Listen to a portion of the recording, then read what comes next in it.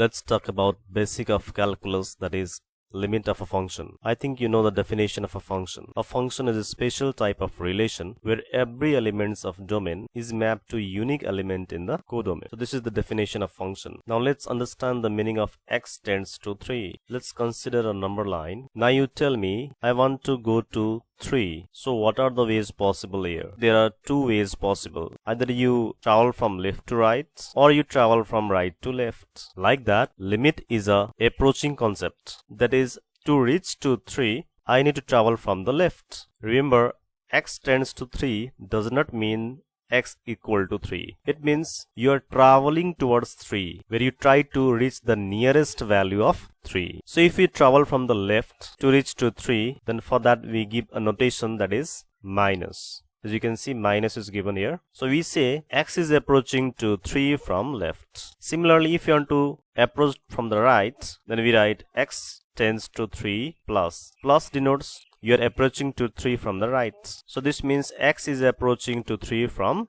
right. Hence we combine these two to get x tends to 3. So this means x is approaching to 3 from the left or from the right. Okay, friends, let's consider a function y equals to fx. And the question is, we are asked to find the limit of this function at x equals to 3. At x equals to 3. Remember, limit of a function randomly cannot be determined. For that, a point must be given. So here the limit of a function is asked at x equals to 3. Now let's see. So friends, clearly you can see here you want to go to 3. So either you can travel from the left or you travel from the right to approach to this 3. So when we travel from the left, at that situation we say we are finding left hand limit, and when we travel from the right, at that situation we say we are finding right hand limits.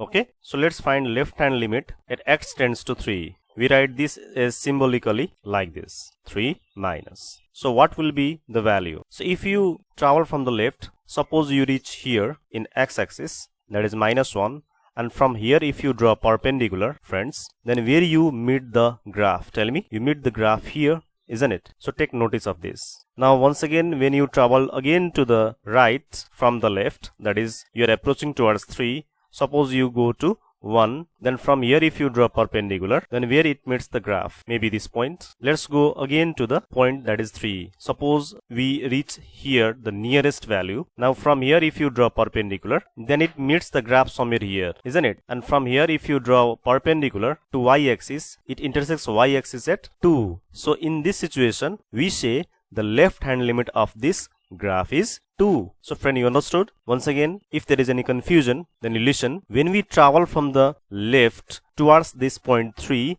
in x-axis, and we reach the nearest point here of that 3, and when we draw perpendicular, then we have to see where this perpendicular meets the graph, and from there if you draw another perpendicular which meets at y-axis, then at which point it meets y-axis, that value of y-axis only is our left hand limit. Okay, now let's talk about right hand limit. Symbolically we write this as limit x tends to 3 plus fx. Now let's find its value. Let's travel towards 3 from the right of x-axis, okay, from this side. So friends, if we go here, suppose we are here, then from here if you draw perpendicular, then where it meets the graph? Okay, if we extend this graph like this, then somewhere here it meets. Okay, now take notice of this point. Once again, you travel further nearer from the right towards this 3. From here if you draw perpendicular, then it may meet the graph at this point. Okay, so again nearer, suppose here we reach the nearest point towards this 3 from the right.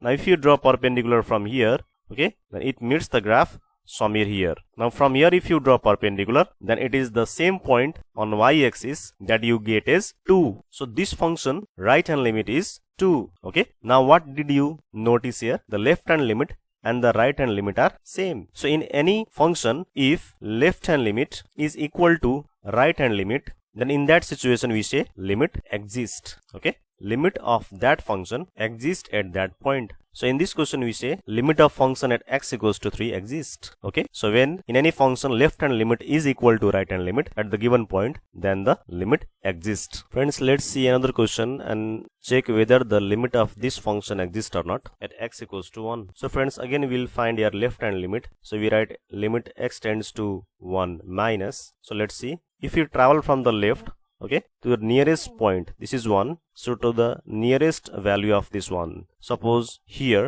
okay, and from here if you draw perpendicular, then we reach the nearest point here. Remember, this is a hole where this point does not exist in this curve, and this is a solid point where this point lies in this line, okay, and collectively this is a function which is defined here. So the nearest point 1, when we travel from the left, that is left hand limit we are trying to find, then we reach the nearest point up to here, and when we draw perpendicular to meet at y-axis, we get this point is 2. So what is our left hand limit in this function at x equals to 1 from the left? It is 2. So left hand limit is 2. Similarly friends, let's find right hand limit. So right hand limit, we write limit x tends to 1 plus fx, and let's see from the right. So when we travel from the right, suppose we are here, then from here if you draw perpendicular, then it meets the curve, that is the graph here, okay.